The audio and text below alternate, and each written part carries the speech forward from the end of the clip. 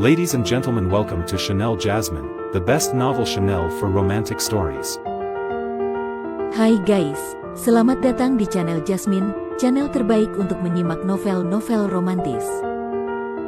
Mohon dukung channel ini dengan subscribe, like dan share video-video yang ada di channel ini. Terima kasih.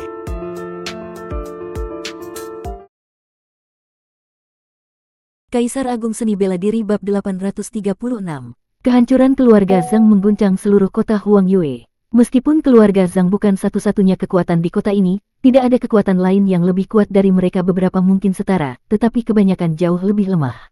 Sekarang, keluarga Zhang telah dimusnahkan sepenuhnya, membuat kekuatan lain di kota Huangyue tidak berani mengeluarkan sepatah kata pun. Bahkan mendekati lokasi kejadian pun mereka tidak berani. Sebagai keluarga besar di dunia bela diri, keluarga Zhang tentu memiliki gudang harta. Dengan kesadaran ilahi yang sangat kuat, Luo Xiu dengan mudah menemukan lokasi gudang harta itu, tidak peduli seberapa dalam mereka mencoba menyembunyikannya. Formasi pelindung gudang harta dengan mudah dihancurkan oleh Luo Xiu. Begitu masuk ke dalam, pemandangan yang luar biasa tersaji di hadapannya. Tumpukan harta yang luar biasa besar, berbagai bahan langka, senjata perang, harta magis, semuanya tersusun rapi hingga membentuk gunung-gunung kecil. Luo Xiu tersenyum dan berkata, "Saudara Ying, kita bertemu kembali karena takdir. Silakan ambil apapun yang kau suka." Setelah berkata demikian, Luo Xiu mulai berjalan santai di dalam gudang, melihat-lihat barang-barang yang ada. Di sisi lain, Ying Wuchen merasa sangat bersyukur. Baginya, bertemu dengan Luo Xiu di masa lalu adalah keputusan terbaik dalam hidupnya. Meskipun Luo Xiu memberinya kebebasan untuk mengambil harta, Ying Wuchen tidak serakah. Dia hanya memilih satu artefak, satu senjata, dan beberapa sumber daya kultivasi yang diperlukan, lalu berhenti mengambil lebih banyak. Yan Siruo dan Ning Hanling juga mengamati gudang tersebut. Meskipun harta di dalam gudang sangat banyak, tetapi benar-benar harta berharga sebenarnya tidak terlalu banyak. Terutama Ning Hanling, yang berasal dari dunia atas, di mana standar kekayaan jauh lebih tinggi. Baginya, harta di tempat ini tidak ada yang menarik perhatiannya. Saat berkeliling, mata Luo Xiu tertuju pada sebuah pedang kecil berwarna hijau zamrud. Dia mengambilnya dan memperhatikan dengan seksama. Melihat itu, Ning Hanling menjadi penasaran. Itu hanya pedang biasa tingkat 3, katanya datar. Di dunia atas, senjata tingkat 3 adalah senjata yang dibuat oleh dewa tingkat 3, senjata semacam ini setara dengan senjata untuk kaisar dewa. Dengan kata lain, pedang hijau kecil ini hanya selevel dengan senjata kaisar dewa. Benarkah? Luo Xiu tersenyum samar. Ia tidak menyangka akan menemukan pedang ini di sini. Di mata orang lain, pedang hijau kecil ini mungkin tidak istimewa. Namun hanya dia yang tahu, ini adalah harta yang sangat luar biasa. Pedang ini bernama Pembelah Langit Jian atau Pedang Pembelah Langit, sebuah senjata legendaris yang dulunya dimiliki oleh seorang ahli terkuat di era kuno. Pada zaman kuno, Pedang Pembelah Langit sangat terkenal. Itu adalah senjata utama seorang ahli besar, namun kemudian, pemiliknya menghilang dalam kegelapan waktu. Sebelum ajal menjemputnya, dia pergi ke alam liar kosmik dan tidak pernah kembali. Alam liar kosmik adalah sebutan lama untuk 3000 dunia besar. Meskipun saat ini 3000 dunia besar tampak tidak begitu kuat, sebenarnya dunia ini menyimpan banyak rahasia besar. Banyak ahli dari zaman kuno telah meninggalkan jejak mereka di sini, termasuk berbagai senjata legendaris dan teknik mistik. Luo Xiu mengusap pedang hijau kecil itu, wajahnya penuh dengan kenangan dan emosi mendalam. Bagi orang lain, mungkin harta di gudang keluarga Zhang sangat berharga. Namun bagi Luo Xiu, tidak ada yang lebih berharga daripada pedang pembelah langit ini. Ning Hanling sedikit terkejut melihat Luo Xiu memperhatikan pedang ini dengan serius. Mengapa dia tertarik pada senjata biasa seperti itu? Pikirnya. Namun, sebelum dia bisa bertanya lebih lanjut, Luo Xiu mulai mengaktifkan kekuatan khususnya. Dengan gerakan tangan yang halus, ia memasukkan energi khusus ke dalam pedang itu, menggunakan teknik rahasia untuk membangunkan jiwa pedang yang tersegel. Beberapa saat kemudian, pedang pembelah langit mulai bersinar. Awalnya, pedang itu berwarna hijau zamrud, tetapi perlahan warnanya berubah, memancarkan cahaya merah darah yang dipenuhi aura pembantaian. Aura pedang ini sangat ganas, seolah-olah mampu menghancurkan langit. Pedang ini benar-benar luar biasa. Ning Hanling terkejut. Di sisi lain, Luo Xiu terus membentuk berbagai segel mistik, menyatu dengan energi pedang ini.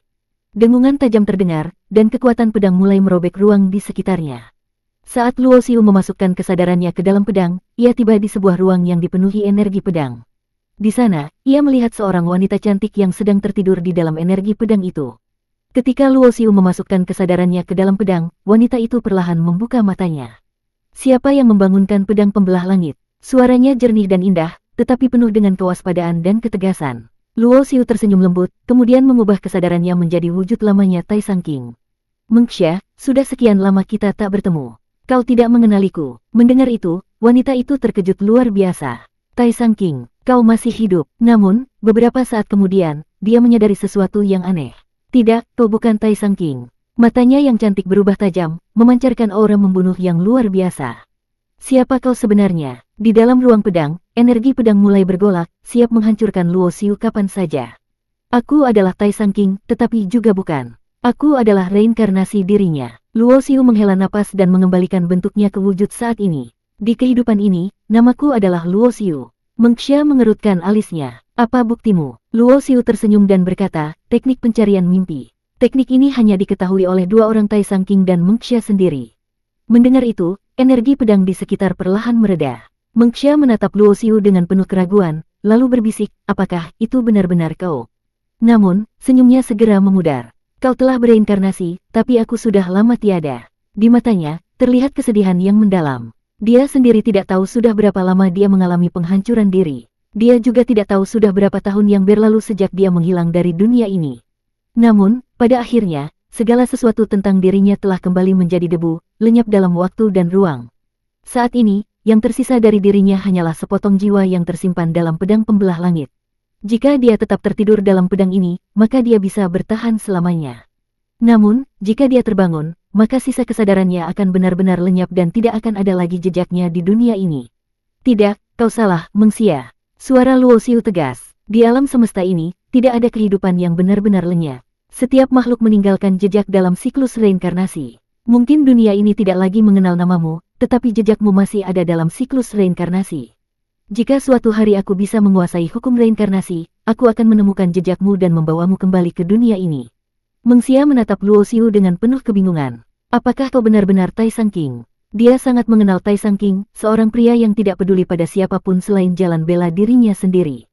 Dalam hidupnya, dia tidak pernah melakukan sesuatu yang tidak ada hubungannya dengan kultivasi dan kekuatannya sendiri. Jika kau benar-benar Tai Sang King, kau tidak akan mengatakan hal seperti itu. Luo Xiu menghela napas. Aku sudah mengatakannya. Aku adalah reinkarnasi Tai Sang King, tetapi aku bukan dirinya. Di kehidupan ini, aku hanyalah Luo Xiu. Mungkin di masa lalu, Tai Sang King menyakitimu dengan kejam, tetapi di kehidupan ini, aku ingin menebusnya. Mengxia tersenyum tipis, tetapi matanya penuh kesedihan. Menebus kesalahan. Dia tertawa kecil tetapi sambil menangis. Kau pikir menghidupkanku kembali akan menebus segalanya? Luo Xiu terdiam. Aku tahu ini tidak bisa menghapus luka yang telah diberikan padamu. Tetapi Tai Sang King sudah tidak ada lagi, dan kehidupanmu yang dulu juga telah berakhir. Jika suatu hari kau kembali ke dunia ini, aku berharap kau bisa menjalani kehidupan yang baru tanpa beban masa lalu.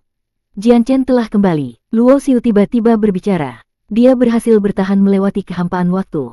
Sekarang, dia telah muncul kembali di dunia ini. Mengxia terdiam. Kau bicara tentang kakak Jian Chen.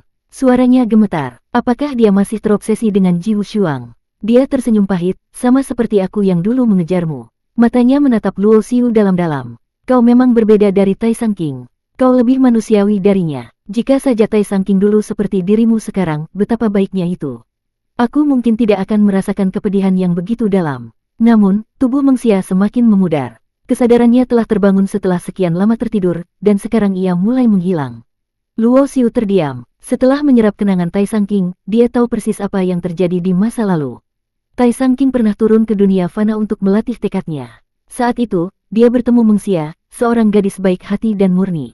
Namun, begitu dia merasa tekadnya sudah cukup kuat, dia dengan kejam memutuskan semua ikatan emosionalnya meninggalkan Mengxia tanpa perasaan sedikit pun. Pedang itu tidak hanya memutuskan emosi, tetapi juga menghancurkan hati Mengxia. Namun, Mengxia tetap mengejarnya, berusaha mengikuti jejaknya. Hingga akhirnya, pertempuran terakhir Tai Sang King melawan Meng Qianxiang terjadi. Mengxia awalnya ingin ikut serta. Namun, Tai Sang King mengurungnya di suatu tempat, memastikan dia tidak bisa ikut ke medan perang. Ketika Mengxia akhirnya berhasil keluar, Tai Sang King telah lenyap. Luo Xiu menatap Mengxia yang semakin memudar. Pedang pembelah langit sekarang menjadi milikmu. Kita akan bertemu lagi di kehidupan berikutnya. Mengxia tersenyum lembut, terima kasih. Perlahan, sosoknya menghilang, meninggalkan senyum yang penuh keikhlasan dan kedamaian. Pedang legendaris telah bangkit. Bas. Dalam sekejap, pedang pembelah langit melepaskan cahaya yang begitu terang. Energi pedang yang sangat kuat meledak ke langit, menembus awan, dan membelah cakrawala. Pedang ini telah terbangun kembali. Efek dari kebangkitan pedang pembelah langit segera menarik perhatian seluruh kota Huang Yue. Orang-orang terkejut dan ketakutan. Itu dari arah kediaman keluarga Zhang. Aura ini begitu kuat. Apakah pembantai keluarga Zhang adalah seorang ahli pedang? Dengan kekuatan pedang seperti ini, bahkan Dewa Agung tidak akan bisa menandinginya. Semua orang berbisik dan mendiskusikan kejadian ini, tetapi tidak ada yang berani mendekat. Mereka takut mendekati orang yang membantai keluarga Zhang hanya akan mengundang kematian mereka sendiri. Tiba-tiba, sebuah tangan raksasa muncul dari langit, menangkap pedang pembelah langit dalam genggamannya, ruar. Seekor binatang raksasa yang menakutkan muncul dan terbang ke langit, menghilang ke cakrawala kota Huang Yue. Tak lama setelah Luo Xiu pergi, para ahli dari sekitar kota Huang Yue mulai berdatangan. Di antara mereka, ada beberapa dewa tingkat akhir, bahkan beberapa yang hampir mencapai tingkat dewa agung. Mereka menatap langit dengan ekspresi serius. Di mana pedang kaisar itu? Mereka bisa merasakan sisa energi pedang yang luar biasa di udara. Tetapi mereka telah terlambat. Pedang itu telah diambil, dan pemiliknya sudah pergi. Bersambung.